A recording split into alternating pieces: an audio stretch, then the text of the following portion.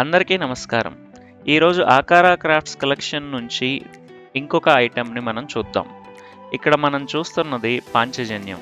పాంచజన్యం అనగానే మనకి ముందుగా గుర్తొచ్చేది శ్రీకృష్ణుడు మహాభారత యుద్ధం. పాంచజన్యం అంటే మీకు తెలుసు కదా, ఇది శ్రీకృష్ణుడి శంఖం.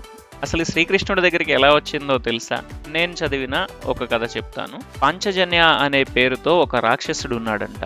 ఆ రాక్షసుడు శ్రీకృష్ణుడి గురువు గారి కొడుకుని తినేస్తే శ్రీకృష్ణుడు ఆ రాక్షసుడితో యుద్ధం చేసేసి అతని కడుపుని చీల్చినప్పుడు ఆ అబ్బాయి ఉన్నాడేమోనని చూస్తే అక్కడ లేడంట.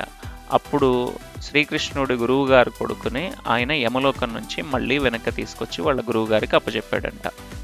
ఆ పాంచజన్య అనే రాక్షసుడు ఎముకల నుంచి పాంచజన్య అని ఒక శంఖం తయారైతే అది శ్రీకృష్ణుడు తన కోసమని ఉంచుకున్నాడంట. దీనిని శంఖరాజము అని కూడా అంటారు. అంటే అన్ని శంఖాలకి రాజు లాంటిది.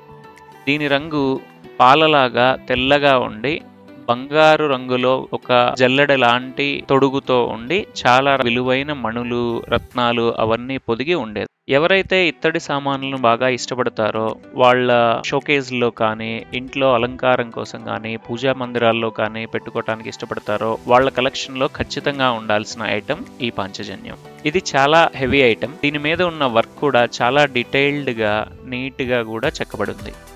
అలాగే చూడడానికి కూడా చాలా అందంగా, ఆకర్షణీయంగా ఉంది. దీని బరువు 3 కిలోల 200 గ్రాములు ఉంది. సుమారుగా 14 అంగుళాల వెడల్పు, 9 అంగుళాల ఎత్తు ఉందండి. మెటీరియల్ వచ్చేసి మంచి క్వాలిటీ బ్రాస్తో చేశారు.